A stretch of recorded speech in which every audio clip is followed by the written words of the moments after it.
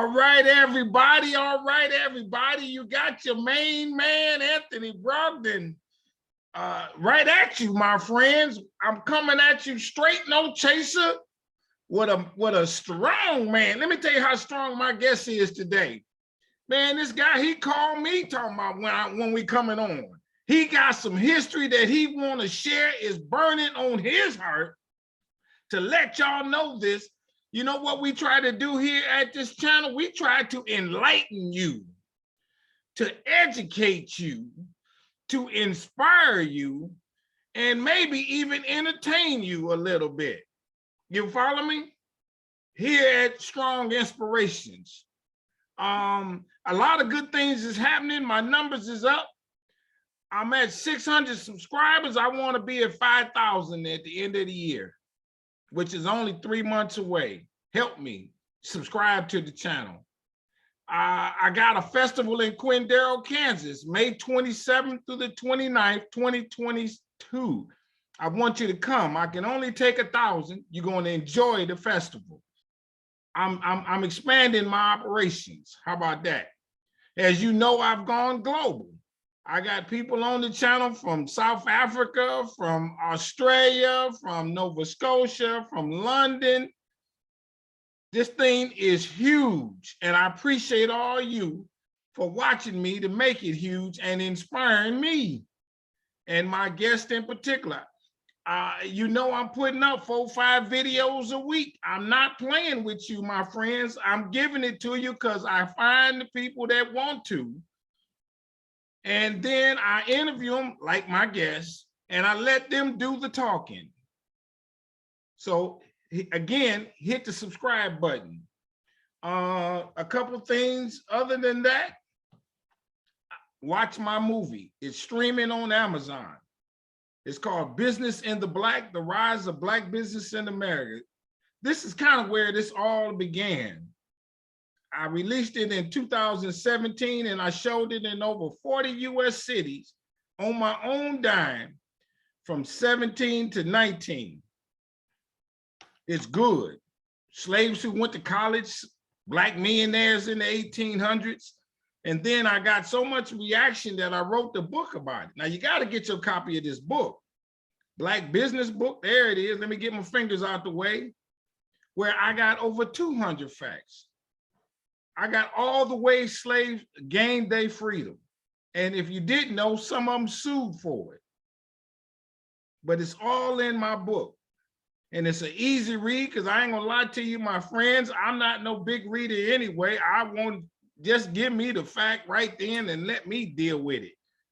If I want to find out more, I will, but get it to me first. And that's what this book does. And the book is so good that if you read my book and you don't learn nothing new, I give your money back. A book with a money back guarantee. Yeah, I know that's unbelievable, but here it is. Boom, shakalaka. Get you a copy of this. Come on, autograph it. I will. You'll like this book. And it's on my website, businessintheblack.net. So go there. Hang out, watch me. I'm jamming. You hear me use this term strong a lot. I use it on everything I do. And strong stands for strength, tenacity, resilience, and a sense of oneness, nobility, and grace. And that is my introduction to my guest today, because he's a strong man, a strong soul brother. Watch out. Come on now. Man, introduce yourself and tell us your name. Let's get it on. My name is James Morgan III. I am a historian, a genealogist, and an author. I'm originally from the Newark, New Jersey area, but I currently reside right outside Washington, D.C. I'm a Howard University, proud Howard University graduate. And I'm also currently a graduate student, and I work as an assistant instructor as well at Morgan State University. Okay, let me stop you right there. I interrupt my guest saying now and then. I got to talk about you for a second, man. You got good background. How did you how did you like history so much? Where that come from? Where did that come from? A couple places. I would say primarily one of the biggest inspirations for me to be interested in history really stems from my family and my placement in my family. On my mother's side, I was one of the younger grandsons, My grandmother only had grandsons, and I was one of the younger ones. And then on my father's side, I was actually raised as the oldest. And so I was kind of at an interesting nexus point because being one of the younger ones on this side and the oldest one on this other side, that meant one thing: everybody was older than me growing up. And so I spent a lot of time with older relatives, my grandparents and whatnot. I have two grandparents who are living. I'm fortunate enough to be able to say that I met four great grandparents. Matter of fact, my great grandfather, who was the last one living, only passed in July of 2020 due to COVID-19. And so having that connection to the living past for me really, really helped me to understand that there was a world before me. There were important events that had taken place that got me and my family to where we were, for better or worse. And so I wanted to have a better understanding of that. And so, matter of fact, even my background, the picture in my background, this is not just some random photo I got off of Google. These are actually my direct ancestors. These Oh, are my, really? in the middle there, that's my four times great grandparents. So these are my great grandparents along with their children.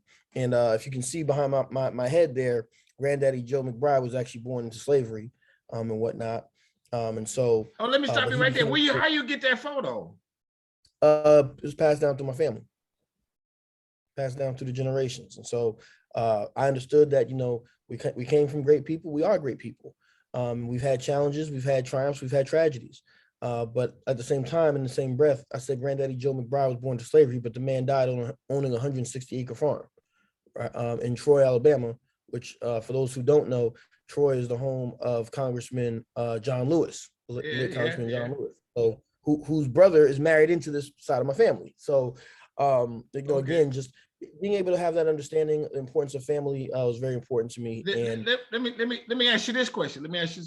Now, when you talk about choosing a career, Yes, and your parents know you so smart, you get all A's in grade school and all A's, and then I wish that was true. Yeah, smart enough you got into Howard. Okay, I know that seriousness. Did they say, man, how you gonna make a living studying history? Did you know how a person can make a living study? What career choices were studying history? To be honest with you, I don't think as a child growing up or anything, I never said I was going to be a historian. Yeah. As when people ask me what I want to be when I grow up, I don't think I ever actually said that. Now I think about it.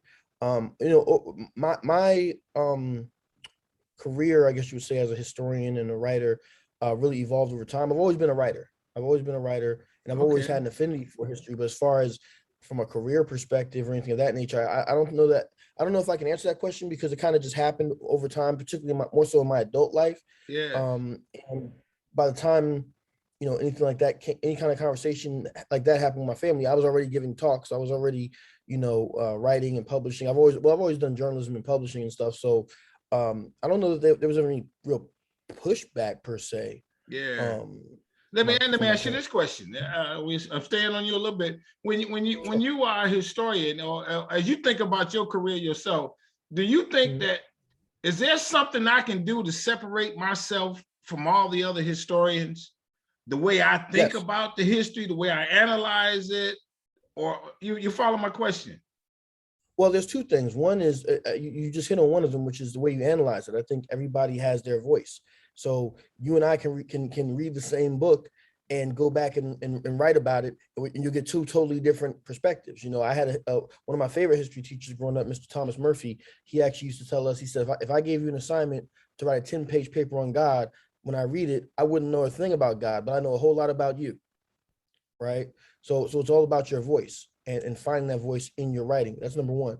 Number two, I would say, I always tell people who I kind of mentor is that what you have to do is you have to find something that other people aren't studying or aren't looking at in a particular way and make yourself the expert. That's another way to separate yourself. Make yourself an expert on. I mean, there's a whole lot of people who write about Frederick Douglass, but who's writing about Frederick Douglass' second cousin that we haven't heard about yet? Who's writing about, so, and I'm not saying not to write about Frederick Douglass or things that people are already looking at, but don't be afraid to blaze new trails to go into areas that people might even think are insignificant. Why would you look at that? Don't be afraid to do that, because a lot of times you'll find not just little nuggets, you'll find an entire gold mine that nobody's even looking at. So I love it. Yeah. So now, have you traced your family back? I think I know the answer is yes, but you've traced them back as a researcher, and also what your family has given you in terms of the history. Yes, sir. Yes, absolutely. I've been doing genealogical work for probably about 11, almost 12 years now. And I'm 32, so that tells you how I spent my 20s.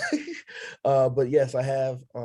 Again, I'm fortunate in that I was able to kind of have a bit of a head start on many genealogists, because a lot of folks don't start thinking about that till later in life, and then the people who would have the answers or the pictures or what have you are already deceased. That wasn't so much the case for me, not as much. So that really helped a lot. Being able to interview my own great grandfather 7 years to the day before he passed, right, and get him on camera.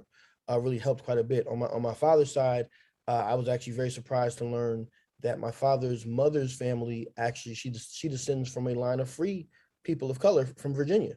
No one told me growing up that I had a line of my family that was free, but I Yeah. was able to find that. I was able to prove that. So you just never know what you'll find. And so I encourage everybody, regardless of your ethnic background, I think everybody has a right and an obligation to know and study their own family history, because In that making conversation that you had with your great grandfather that you tell us about just a second ago, what were some of the things that he said when you set set the stage? You and him are sitting in the living room. Where and then how did you ask him to say something? How does that go?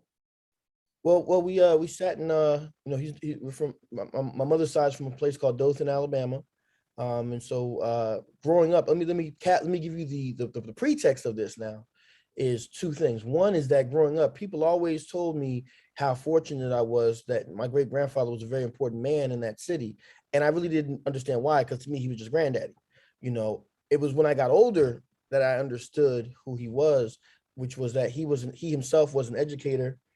He was the last principal of it was called Ashford, I think Ashford Colored High School or something like that. So he was the principal at the time when integration was going on. So he goes from being a principal of an all-Black high school to becoming the first principal of the newly integrated high school in Alabama. Really? Yes. And so as a child, I didn't appreciate that. As an adult and as a researcher, I said, oh my God, I got a resource right here. And so we talked quite a bit about his career as an educator, what that was like. At the time, I did not know. And one of the first questions I asked him, I said, well, what got you into education? He said, and then he goes, well, my mother was a teacher. I actually did not know that at the time. So I do descend from a lot of educators, ministers as well. And so, that was one of the first things out of his mouth. And that kind of, that for me, when we think about a career path or a craft that you do, there's a certain magic that happens between a master and an apprentice, right? So imagine going to school as a new teacher now, and your mother is in a classroom down the hall or what have you, showing you the craft of teaching. I got you. Right? I got you. That was so there's a certain there's generational knowledge, there's a certain intimacy there, and whatnot that he experienced that he was able to share with me. We talked quite a bit about that. My grandfather. Let me ask you this: did he say something about an incident that happened as he was the principal in that integration, where some white kids they tried to get rid of him, or any of that kind of thing? Not so much. I've never heard my great grandfather speak ill or say of any ill incidents with any of his students. As a matter of fact, I actually was contacted years ago. It was a Facebook group about the history of that town, and I'm currently on. And so I posted some pictures of my family, said, oh, I'm related to this one, I'm related to that one. And I was amazed at how many white people contacted me on that post or even privately and said, hey, your grandfather was one of the first Black men that I ever saw in a position of authority, and we always respected him, blah, blah, blah. A matter of fact, I have this one person contacted me, older white gentleman, older, I'm 32, so older than me. And he says that he looks all the world like a Hell's Angel or something, like one of those motorcycle type of guys. And he sends me a message, and it's a photo of my great grandparents with some friends of theirs, and they're at some type of social gathering. It's probably something for the alphas or the AKAs or what have you. And he basically says that my grandfather had hired him to photograph the event because he knew that he liked camera work. And although, the stereotype now is that in the South, back in those days, Black folks always poor white people, got a little bit of money or what have you, which in this instance wasn't the case. These were career people, and this white man, he came from, a poor white family. And my grandfather saw that he, I guess, was looking disheveled or what have you. And so he asked him to work this event, and he paid him, probably more money than Yeah, I he probably love should it. have. But he wanted to help this white man, this young white student of his, without it being a handout or what have you. Yeah, I Um, love it. Now, how so, bad was Dothan in terms of race relations and that kind of thing? Do you know? Dothan is in southeastern Alabama. Let me start off with that. so if you're not familiar with it, Dothan is in the southeastern corner of the state. And you know, I mean, I don't think that I haven't seen anything that said that Dothan was any better than anywhere else in the South at that time. And so that can be a good thing in some ways, but that can be a bad thing in some ways as well. Now, Dothan is Yeah. in that area. Dothan is kind of the big city in the southeastern corner of the state. But you definitely had segregation, you had gentrification. Matter of fact, there are some areas down there in what's called the Black Bottom that doesn't even exist anymore because they try to force the Black people out of that area for real estate and whatnot. And so, as far as any specific stories to my family, and I think this goes to another question of how we study history, right? So, one of my critiques of how people study Black history, particularly when we talk about the Jim Crow era, is that if you really think about it, white people are the stars. So we're always, when we look at these civil rights films, for example, not documentaries per se, but more so, some of the more like Hollywood productions. Right. It's really about how bad white people are treating Black people, not about what Black people are doing on our own. Right. So when we think about this photo that's behind me, after they took this photo, what did they do for dinner that night? Were they worrying about the Klan riding through every single day? No, that's unrealistic. The Klan doesn't have that much time, I hope. Right. But was that a concern? Absolutely. Does it encapsulate the entirety of their humanity? No. And so in my family, there are certainly stories that have been passed down on my mother's side, for sure. But there's a lot more times talking about the love and the institutions, the churches that they were in, and social fraternal organizations, and businesses that they had. On my mom's side, there was several businesses that our family has had and whatnot. And so one of my ancestors was a founder of the oldest AME church in the state of Alabama. So Okay. we take more pride in those type of things. We don't necessarily, not to say that the negativity didn't happen, so I'm sure it did, but that's not something that we can dwell upon. Yeah. And so how did they get to where you grew up? When did they migrate north? On my mother's side, well, really both sides of my family migrates to New Jersey in the 1950s. My grandmother was 17 years old when she was pregnant with my mother, and so she basically moved north for job opportunities and what have you. And knowing her, I know she probably was destined to leave Alabama anyway, because she wasn't cut for all of that. Back of the bus. So she grew up with it, obviously, but she wasn't, her personality, she had to get up out of there. Okay, let me stop you right there. You just said something. She wasn't cut for that. There were some people that probably said, I don't want to deal with this every day. Right. Absolutely. And I think that's something that, in Black families at that time, and maybe even today, that's a conversation, right? I mean, there are some people who, not to say that they were submissive, but there's some people who, are more patient or what have you. And when we go back 100 years, you look at the newspapers. I mean, Booker T. Washington, and a lot of other Black leaders of the period are saying, don't go north, stay right here. You got land, you got, and if you think about it, and I used to have to explain this to a young lady that I was in a relationship with, that, she was from Texas, right? I'm from New Jersey. And so she always would talk about us Northern Black folks. We always had these, she used to say we always had these trauma stories. Our grandparents always had these trauma stories about the South. And I said, well, that's because that's their experience. And so there are some people who they can see something and it affect the rest of their life. Some people let it roll off their back. Some people want to do something about it. There's different responses, right? I mean, I have people in my family who stayed south. I got cousins still down there. Actually, my maternal grandfather still lives in Alabama, right? He was born and raised. Now he left for much of his adult life and was in the military and lived here in DC and went traveled other places, what have you, for sure. But he relocated there. But then there's another aspect in terms of him, which is family property that's inherited. Everybody in my family doesn't necessarily have houses and things that are going to inherit. You know, I mean, you're talking about sharecroppers. So there's different reasons for people leaving, but a lot of it has to do with job opportunities and whatnot. And for my family specifically, my four grandparents, or well, 3 out of the 4 ended up in New Jersey in the 50s. Let me ask you this then. How about this one? When people move north and then they ran against all the racial strife and the low paying jobs, the worst jobs that they had to do, even in the north, I'm sure that had to be a shock that like, well, hold on, this might be a little bit better, but at the same token, I'm catching hell up here. Right. But the one thing I would say that I think is different, and I can't speak to it too much because I wasn't alive at the time, but it's just from my study and whatnot. I think one of the things in the North, racism exists, you know, segregation, all stuff still existed, but there was a slightly more even playing field in terms of the numbers and concentration of numbers.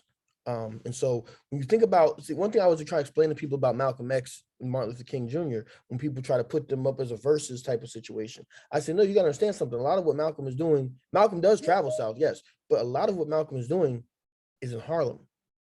You can talk that stuff in New York, because yes, the police are going to come. You're going to have the Irish. You're going to have the European Jews. You're going to have all these other ethnic groups, the Italians, right? But we understand that at a certain point, Harlem goes into being, you know, once you get to the Renaissance, Harlem is black. Yeah, I mean, you can try it, but it's harder. I got you. Right.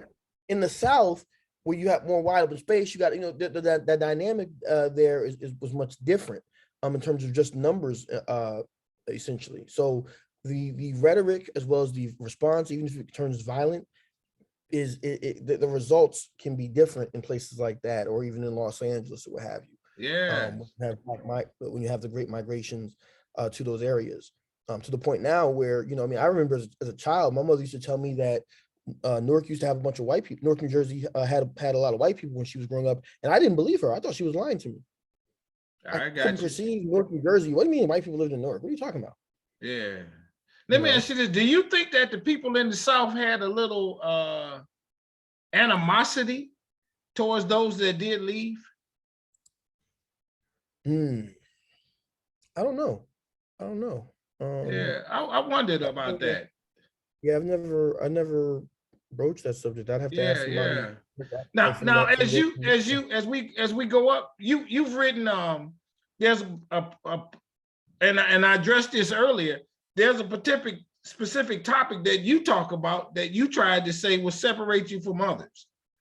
Yes. What is that? So I am the grand historian for the Prince Hall Grand Lodge of the District of Columbia. So a lot of my historical work has been on the subject of Prince Hall Freemasonry and African American fraternalism, and that, which is where my book, The Lost Empire. I think my virtual background messed me up here. We see it. Lost Empire, Black Freemasonry in the Old West. Is kind of, to date, my magnum opus, if you will, on that topic. And not to say I'm definitely not the first, and I'm not even going to say I'm the only person writing or researching about that.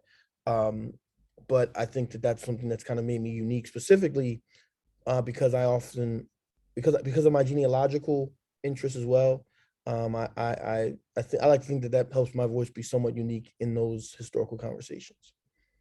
No, so what do you write about? What give us some stories? Well, in this particular book, the thing that kind of inspired it was I was contacted by a woman, my co-researcher, Miss Tanisha Swanigan, who lives out in Missouri, and she is the great niece of Senator Blanche K. Bruce. And for those who are not familiar with him, Senator Bruce was the first African American to serve a full term in the United States Congress. Okay, following behind Reverend Hiram Revels. Both of these men, Prince Hall Masons, mind you. In 1869, Senator Bruce's older brother, Henry C. Bruce, had been shot in Leavenworth, Kansas. He took 2 bullets to the chest. And Miss Swanigan had a newspaper article from the Cleveland Plain Dealer that explained that a man named William Matthews, whose face adorns the cover of this book, there he is, William Matthews and about 12 other Black men found the shooter, who's a mixed race man named Alan Pinks, who was in the sheriff's custody at the time. They found him as he was being escorted from the courthouse back to his holding cell, and they surrounded this group and shot him in broad daylight in front of the sheriff. And long story short, they were able to get away with it. The newspaper specifically said that William Matthews was the Grand Master, or they called him the Grand Muckamuck, but he was the Grand Master of the African American Masons of Kansas at this time. And the newspaper specifically said that this shooting was instigated by the colored Masonic fraternity of the state. I took that story to a lot of other brothers who I thought would know, other people who were kind of experts in the field, people who've been doing that research before me, and nobody could tell me anything about it. And so I, along with Ms. Swanigan, we wanted to dig deeper into this story and what have you. And what I began to realize was that the written history of Black Freemasonry in what we today would call the Wild West or the Old West was entirely incorrect, almost entirely incorrect. And so we wrote our book to correct that history and also to tell the life story of Captain William Matthews, who to me was just a fascinating figure from the 19th century. Okay, give us an example of what was incorrect that you corrected. Well, the biggest thing for me, and as an official historian now for this organization, the Prince Hall Grand Lodge of Kansas, which currently exists today, if you go on their website, I think I haven't been on there recently, but they claim that they were established in 1875. My research has proven that their start date was 1876. Now, for those of you outside the organization, what's the big deal? So it's a 1 year difference. Who cares? There's a really big deal, because what I was able to figure out was that a man named William Grimshaw, who was a past Grand Master here in DC, where I'm a member today. He was a Grand Master here, I think in 1906 or 1907, something like that. William Grimshaw wrote his official history of Black Freemasonry in 1903. That's when it gets published, right? Okay. What he does is he actually tried to cover up a lot of history of the organization that he would have found to be uncomfortable. And so when it comes specifically to Kansas, by saying that the Prince Hall Grand Lodge of Kansas was established in 1875, he tried to erase the real history of Black Freemasonry in the state, which in fact had been there since about 1856 or so, with the first Grand Lodge of Black Masons in the state being established in 1867. That Grand Lodge was called the King Solomon Grand Lodge of Kansas. That's the organization that William Matthews was the Grand Master of. And for 9 years, William Matthews was basically running the show for Black Freemasonry in the state. And in 1876, a new Grand Lodge was started. There's some internal politics fighting, but that 9 year period that I'm talking about now, I mean, to me, as a historian of Black Freemasonry, right, was some of the most unique events. I mean, this was not the only shooting that this guy really comes out of Hollywood casting. If you think about the words I'm saying, a Black Masonic Grand Master in the Wild West, I mean, this guy really lived up to that title. I mean, like I said, this was not the only shooting that took place. There's a lot of other incidents and whatnot that happened in and out of the organization with him and others from that period. On a positive note, William Matthews establishes what I found to be the oldest Black Masonic lodges that were attached to the Buffalo Soldiers, right? I mean, just there's you so say much attached, stuff that mean that the Buffalo Soldiers were members. Not all of them, but some of them were. Yes, in the Masonic fraternity, it is very common that military regiments will may have a Masonic lodge chartered that's attached to the regiment. So that brothers who are members of the organization. Yeah, and this still goes on today. This is not secret or anything like that. Yeah. But the Buffalo Soldiers actually had, it was already known there were lodges with the Buffalo Soldiers in the 1880s. But what I was able to find was that William Matthews had established two lodges in the 1870s that were attached to them. The first one was called 10th Cavalry Military Lodge number 21, and the second one was Cedar Beam Military Lodge number 28. And they were both established in the 1870s. So this shows how deep, and when you think about it, where did the Buffalo Soldiers muster out of? Where were they originally trained? They're in Leavenworth, the same city that William Matthews is in.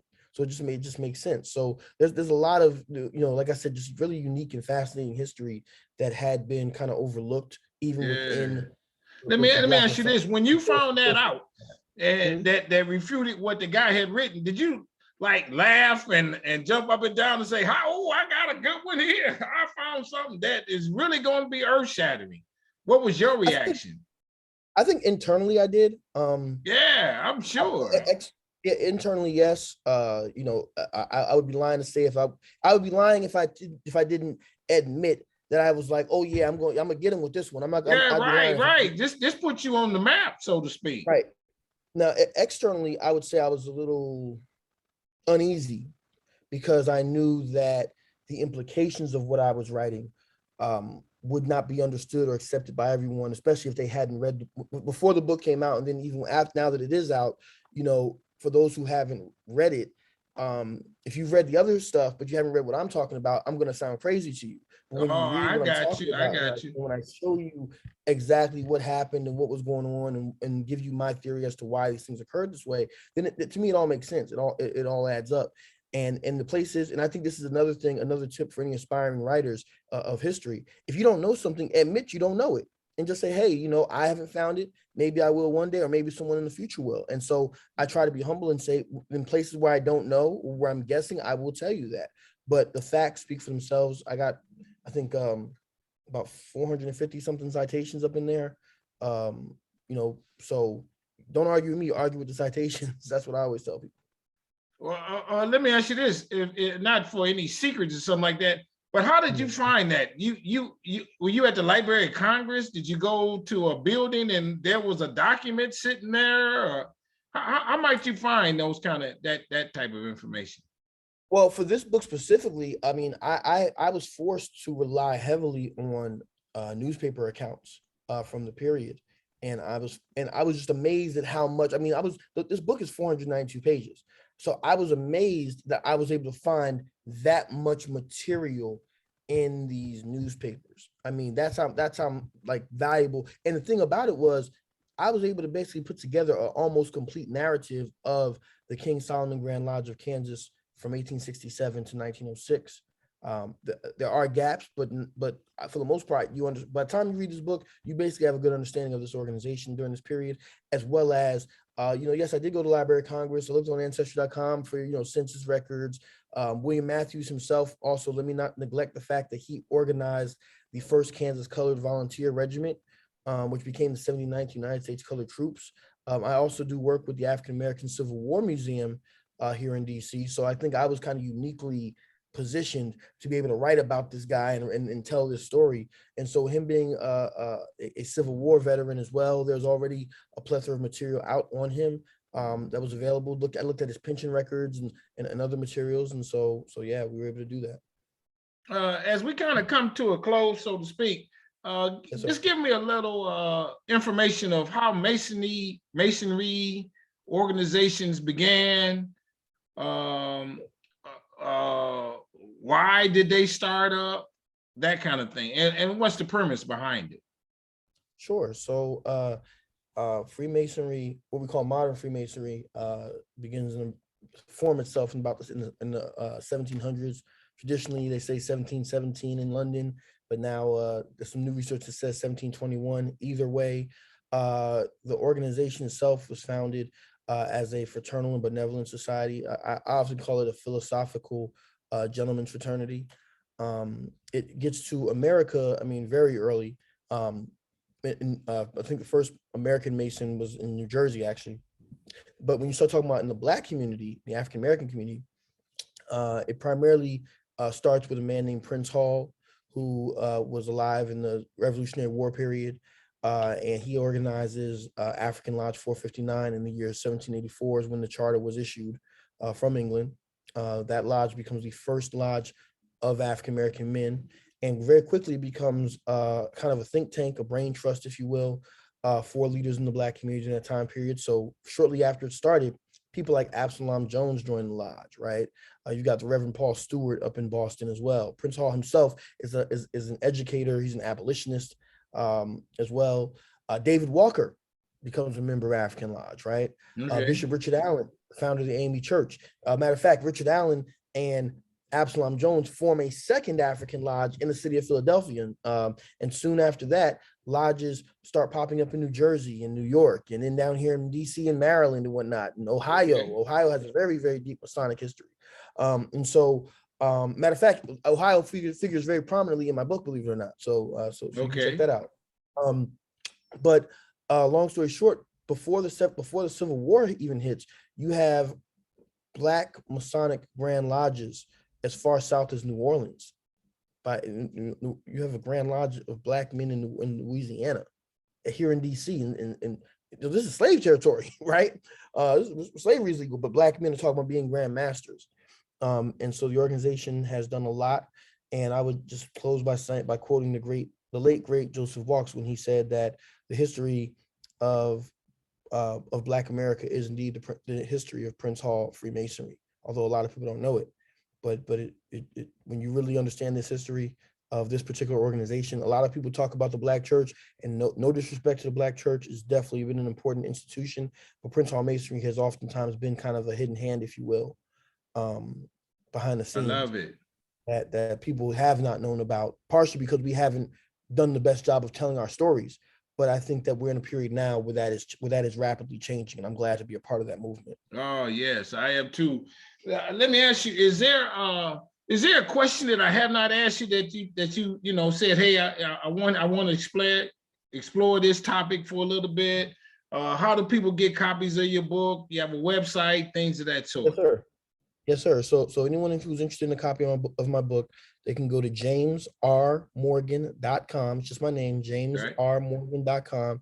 You can get a copy there. I actually will sign it and send it to you. As a matter of fact, I'm going to make sure that I got to make sure that I get my copy of your documentary and your book as well, because I think we have to make sure we're supporting each other. So I want to encourage everybody also I want to encourage others to do the same, as well as to subscribe to your channel, because I think you're doing a lot of great work. When you contacted me and whatnot, and we started talking, I said, "What this brother's talking about?" And I checked you out. I said, "Oh man, this brother's serious." So we have to make sure we're doing that. But jamesrmorgan.com is where you can get my book. I'm also available for lectures. I do have a YouTube channel, the Prince Hall Think Tank, that I work with as well. We explore a lot of this history, a lot of different topics on the history of African American Freemasonry. And as far as questions, my brother, I just I thank you so much for your time. I'm very appreciative of it, and I for me, I like being in strong Black spaces, and so I think the only way that we're gonna continue to improve the condition of our people is by being unapologetically Black, and I see that's what you're doing here on Strong Inspirations. I'm glad to be a part of it. Ooh-wee. There you go, everybody, man. I told you I find these intelligent experts, very knowledgeable people who are spending their time to get the story correct. Yes, sir. To tell it like it really happened, because somebody write it, especially when the white folks write it, let's say, they got a slant to it. Mm-hmm. And a lot of times the people who write it so that it makes themselves look better, or their interests, and it not necessarily went that way. And he found something that said, hey, it didn't really go that way. And here's the facts. And this is the documentation that says it didn't go that way. Now you can do what you want with this new information, but it didn't go that way. And that corrects the story. And the story goes as it is. I always tell people, when you invest in yourself, you get the rewards. Now, I don't do things for awards, but this is the third award that the book has received. I just got it on Thursday.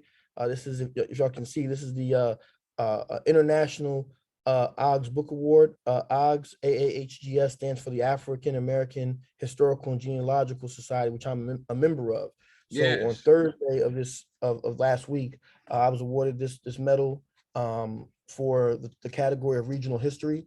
So this is an award-winning book as well. I've also won the Dr. Charles H. Wesley Medal of History from this organization here, the Philaxis Society, which is the only, now check this out. Now, I know you're gonna like this. This is the only Black research organization dedicated to the study of the history of, not of Black Freemasonry specifically, but of Black fraternalism, period. This is in our organization is about to turn 50 years old. When I received that award, I think I was 29, so I was like the youngest person ever to receive that particular award. I tell you, I got a heavyweight on the channel. And I also received the Phyllis Wheatley Book Award as well for as a nonfiction biography last year for this book. So this book is a 3-time award-winning book. And again, I'm not saying that for self-aggrandizement. I know I won. I don't mind it. I'm saying that for our audience to try to encourage them to take a chance on themselves, to have faith in themselves, to do the work like how you're doing it, because those awards and those things will come. And a lot of times, none of these institutions that I'm talking about, but a lot of times the people who are your naysayers, when you do the work and you start producing what it is that you're doing, they'll be the first ones in line to try to say, "Oh yeah, I was there. I knew him. I agree. I knew him. I agree. But, but so don't be afraid to go against the grain or to go against the crowd. I had a lot of naysayers myself that didn't think I was even going to get this book done or anything like that. And now here we are. And some of these people are the first ones who want to take a picture. They want to say, "Oh, I agree. I knew him when." So I encourage everybody, please, if you got some history, even if you don't think it's important, it might be about your little small church out in the middle of nowhere, Pennsylvania, or wherever the case is. It's still important. There it is. I knew he had something more to say, everybody. I knew it. I told him. I said, I'm with you. I'm going up your energy. No, man, I ain't got no more thing. Then he got one more thing. I'm telling you, my man is compassionate. Yes, sir. He's compassionate about this. He wants y'all to know this information. I'm telling you, my brother called me 4 or 5 times the same day. Yes, sir. And I said, man, I can't wait to get you on the channel. Let me tell you something, everybody. And all my guests, I say this because I'm so excited that they come on and they share this. And all of them I want to meet. I really want to meet this guy. I want to meet them all. I want to meet this guy. One day I'm gonna be. I come through the East Coast often. I'm coming to meet this brother right here. Watch me, and we're gonna take a picture and show it to you. Everybody, this is what I do with Strong Inspirations. I find these people who share this stuff with us. This good history, be it as it is. Some of it was beyond our control because the guy was putting his foot on us as best he could, and we still overcame that.